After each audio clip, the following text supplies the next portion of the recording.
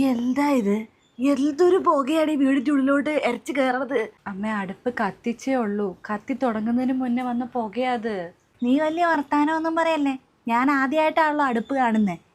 ഈ തീ കത്തിക്കഴിഞ്ഞാൽ പുക വരുമോ? നീ പറ, പുക വരുമോ? മനുഷ്യനെ പ്രാന്താക്കാൻ വേണ്ടി ഒരു കാര്യം ഒട്ട് ചെയ്യാനും അറിയില്ല. എല്ലാത്തിനും ഞാൻ പുറകെ കിടക്കണമെന്ന് വെച്ചാൽ. അമ്മ ഇപ്പം കത്തുന്നുണ്ടല്ലോ, പിന്നെ പുകയില്ല.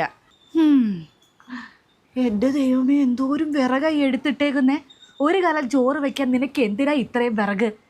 ഇതേ മാനത്തേത് പൊട്ടി വീടാന്നൊന്നും അല്ല. ഇത് എന്തിനാ നിനക്ക് ഇത്ര ദൂരത്ത് പെണ്ണേത്? അല്ലേ, അതെ, ഇത് എൻ്റെ അടുക്കളയാ. ഞാനിത് ഉപയോഗിച്ചിട്ടുണ്ടായിരുന്നയാ. നിന്നെ കല്യാണം കഴിച്ചുകൂടെ കൊണ്ടുവരുന്നതിന് മുന്നേ ഈ അടുക്കളയും കാര്യമൊക്കെ ഞാൻ തന്നെ ഉപയോഗിച്ചുകൊണ്ടിരുന്നത്. ഇത്രയും വിറകുണ്ടെങ്കിൽ ഞാൻ ഒരു മാസം കത്തിക്കും അല്ലേ. അമ്മ ഞാൻ ഈ വിറക് മാത്രമേ എടുക്കുകയുള്ളൂ. ഇത് അങ്ങനെ വലിയ വിറകൊന്നും അല്ല. ഇത് മറ്റേ മടലും കുറച്ച് ഉള്ളിക്കമ്പൊക്കെ ഉള്ളൂ. അമ്മ പൊക്കിയേ, ഞാൻ കത്തിച്ചോളാം. ആഹാ, എന്നോട് പോകാൻ പറയാൻ നീ ആരാ? ഇത് എൻ്റെ അടുക്കളയാ. ഞാൻ ഇവിടെ തന്നെ നിൽക്കും. പണ്ടത്തോട്ട് ആരോഗ്യമൊന്നും ഇല്ലാത്തതുകൊണ്ടാണ് നിന്നെ കൊണ്ട് ഈ അടുക്കളയിലെ പണിയൊക്കെ ചെയ്യിപ്പിക്കുന്നത്. അതിലൂടെ കാണാനും ഉണ്ട്. ഞാൻ എൻ്റെ കൈ എത്താത്തതുകൊണ്ട് ഇവിടെ മുടിഞ്ഞ് കിടക്കുകയാണ്. ആശം പിടിച്ചവള്. മര്യാദക്കേ ആ ഉള്ള 2 വിറക് എടുത്തിട്ട് അല്ലെങ്കിൽ 1 വിറക് എടുത്തിട്ട് ചോറുണ്ടാക്കാൻ നോക്ക്. ബാക്കി അവിടെ ഇട്ടേക്ക്. പുകയ്ക്കാട്ട് കത്തിക്കണം കേട്ടാ. ഞാൻ കിടക്കട്ടെ. മോശം പിടിച്ച സാധനം. ഇതിനെക്കൊണ്ട് ഭയങ്കര ശല്യമുള്ളൂ ദൈവമേ. ഇല്ല പുക.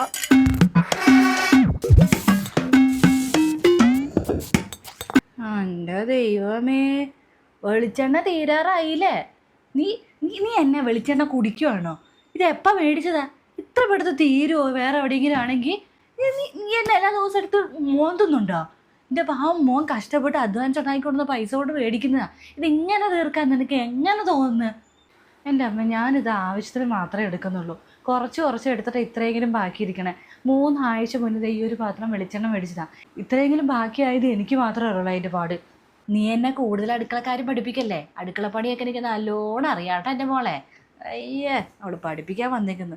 എൻ്റെ കല്യാണം കഴിഞ്ഞ് ഞാൻ അവൻ്റെ അച്ഛൻ്റെ വീട്ടിലോട്ട് വരുമ്പോൾ വീട്ടിൽ 12 പേരുണ്ടായിരുന്നു. അത്രയും വലിയ കൂട്ടുകുടുംബത്തിനെ വെച്ചുണ്ടാക്കി കൊടുത്തിട്ടുള്ളവളാണ് ഞാൻ. അതുകൊണ്ട് എനിക്ക് നല്ലോണം എല്ലാ കാര്യവും അറിയാം. എവിടെയാ, എത്രയാ, എങ്ങനെയാ എടുക്കേണ്ടതൊക്കെ നല്ലോണം അറിയാം. നീ എന്നെ പഠിപ്പിക്കാൻ വരണ്ട.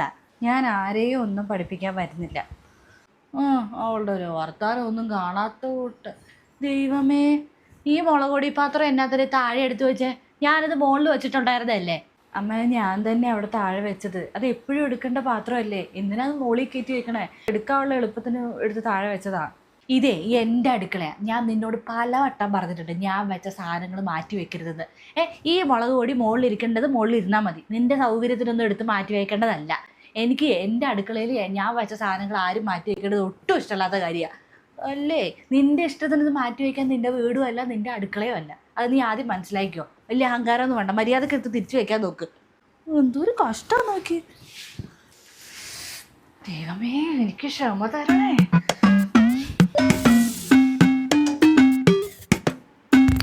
വായിൽ വെക്കാൻ കൊള്ളില്ല ഒരൊറ്റ കറിയും. ഇതൊക്കെ നിൻ്റെ വീട്ടിലെ രുചിയായിരിക്കും അല്ലേ? എങ്ങനെ ഇത് ഉണ്ടാക്കാൻ പറ്റുന്ന ഇങ്ങനെ രുചികേടായിട്ട്? വലിയ കുഴപ്പമില്ലാത്ത ടേസ്റ്റൊക്കെ ഉണ്ടല്ലോ അമ്മേ. എൻ്റെ വീട്ടിൽ ഇങ്ങനത്തെ സാമ്പാറാണ് വെക്കണേ. ഞാൻ കഴിച്ചു നോക്കി, അത്ര വലിയ കുഴപ്പമൊന്നും ഇല്ല. അത് നിന്നോട് ഞാൻ പലവട്ടം പറഞ്ഞിട്ടുണ്ട്. ഞാൻ ഉണ്ടാക്കുന്ന കുറേ കറികളുണ്ട്. ആ കറികളൊക്കെ ഇവിടെ വെച്ചാൽ മതി. അല്ലാണ്ട് പുതിയ രുചികളൊന്നും ഇവിടെ പരീക്ഷിക്കേണ്ട ആവശ്യമില്ല. ശരി. എന്തൊരു കഷ്ടമാണ്, എല്ലാത്തിനും പുറകെ കിടക്കണം. നീ ഇപ്പം കഴുകി വെച്ച പാത്രമാണിത്. ഇതിൻ്റെ ഒന്നും അഴുക്ക് മര്യാദയ്ക്ക് പോയിട്ടില്ല. നിനക്കിതൊന്നും വൃത്തിക്ക് ചെയ്യാൻ പറ്റില്ലെങ്കിൽ പിന്നെ എന്തിനാ ചെയ്യണത്?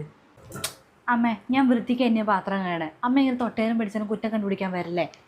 ആടി, ഞാൻ പറയുന്നത് കുഴപ്പം. ഞാൻ കുറ്റം കണ്ടുപിടിക്കുകയാണല്ലോ. പിന്നെ ഇവിടെ ഭയങ്കര വൃത്തിയാണല്ലോ നിനക്ക്. കൊണ്ടുവച്ചാലും മതി. ഇതേ എൻ്റെ അടുക്കളയായിരുന്നു. ഞാനിത് എങ്ങനെ കൊണ്ട് കിടന്നാന്ന് നിനക്ക് അറിയാവോ? ഈ അടുക്കളയിലോട്ട് കയറുമ്പോൾ തന്നെ ഒരു നല്ലൊരു മണമായിരുന്നു. ഇപ്പോഴോ പുഴുങ്ങിയ നാറ്റം. നിനക്ക് ഒരു വൃത്തിയും ഇല്ല. ദൈവമേ, എനിക്ക് ദേഷ്യം വരും. ഞാൻ എന്തേ പറഞ്ഞ കൂറിപ്പോവും പൊണ്ടാരം. മുണ്ടാണ്ടിരുത്തവൻ്റെ എല്ലാം കഴിയുമല്ലോ. എൻ്റെ ദൈവമേ, നീ എന്താടി കാണിക്കുന്നേ? നീ എന്തോരം നേരമായി പൈപ്പ് ഓണാക്കിയിട്ട്? ഈ ഒരു 4 പാത്രം കഴുകാൻ ഇത്രയും വെള്ളം വേണോ? എന്തിനാ ഈ വെള്ളം കളയണത്? അമ്മ, ഞാൻ കുറച്ച് വെള്ളം എടുക്കുന്നുള്ളൂ. ഇതാണല്ലോ കുറച്ച് വെള്ളം. ഈ ഒരു 4 പാത്രം കഴുകാൻ നിനക്ക് 1/2 ടാങ്ക് വെള്ളം വേണം. എന്തിനാ ഇങ്ങനെ വെള്ളം കളയണത്? നീ ഇങ്ങനെ വെള്ളം കളയുന്നതുകൊണ്ടാണ് ഒരു ദിവസം 2 പ്രാവശ്യം അടപ്പ് മോട്ടർ അടിക്കണത്. എന്തിനാ ഇങ്ങനെ വെള്ളം കളയെടുത്ത് കറണ്ട് കൂട്ടണത്? കറണ്ട് ബില്ല് എന്തോരോ വരണേന്ന് വല്ല ബോധമുണ്ടോ? ഞാൻ പൈപ്പ് നിർത്തിയല്ലോ, സമാധാനമായോ? ഞാൻ പറയുന്നത് മാത്രമാണല്ലോ നിനക്ക് കുഴപ്പം? ഇപ്പം തന്നെ എന്നെ കാണിക്കാൻ വേണ്ടി നീ ആ പൈപ്പ് അങ്ങ് ഓഫ് ചെയ്തു. ഞാൻ പോയി കഴിഞ്ഞാൽ പോലും തുറക്കുമല്ലോ. ആശം പിടിച്ചവള് വന്ന് ഈ വീട്ടിൽ വന്ന് കയറിയോ അന്ന് ഈ കുടുംബം കുളം തോണ്ടി. എന്തെങ്കിലും കാണിക്കും. ദൈവമേ, ഞാനിതിൻ്റെ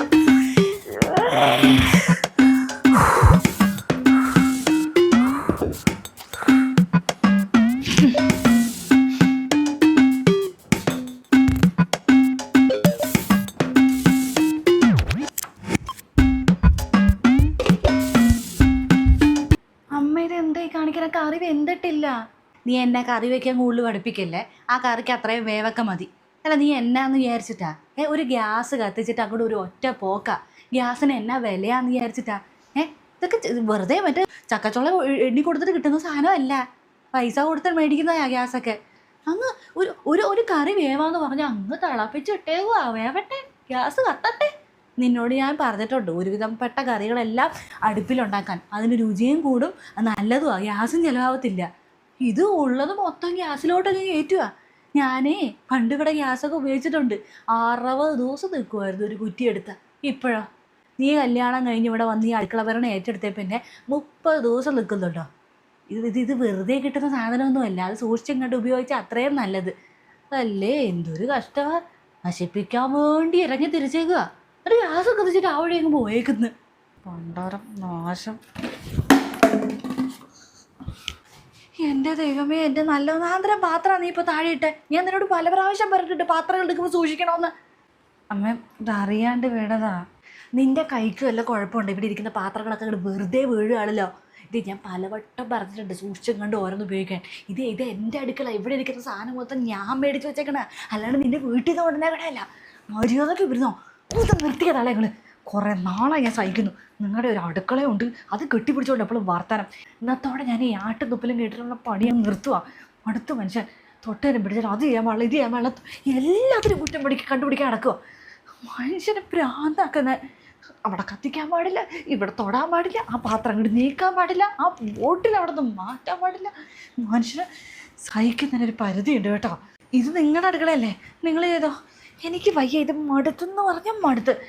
കുറച്ച് കാലമായിട്ട് മനുഷ്യൻ സഹിക്കുക. പോട്ടെ നോക്കുമ്പോൾ തലയിൽ കയറി നിരങ്ങുന്നോ. പാത്രം കഴുകുമ്പോൾ വെള്ളം കൂടുതൽ എടുക്കാൻ പാടില്ല, ഗ്യാസ് കത്തിക്കാൻ പാടില്ല, പുകയില്ലാണ്ട് അടുപ്പ് കത്തിക്കണം. മനുഷ്യരെ പ്രാന്താക്കാൻ വേണ്ടിയിട്ട് നിങ്ങളുടെ പൂർണ്ണ സംതൃപ്തിക്കനുസരിച്ച് നിങ്ങളുടെ അടുക്കളയല്ലേ, രാവിലെ നാളെ തൊട്ട് ഇവിടുത്തെ ചോറും കറിയും വെച്ച് ഈ വീട്ടിലെ പണിയും ചെയ്ത് ഇവിടെ തിന്നോ. ഞാനിനി ഒന്നിനുമില്ല. ഒരു കാര്യം ചെയ്യുന്ന എന്നെ പ്രതീക്ഷിക്കും വേണ്ട. കഷ്ടം. എൻ്റെ ദൈവമേ, പണി വാളിയോ. ഇനി ഈ വീട്ടിലെ പണി മൊത്തം ഞാൻ ചെയ്യേണ്ടി വരും. ഉണ്ടായിരുന്നാൽ മതിയായിരുന്നു.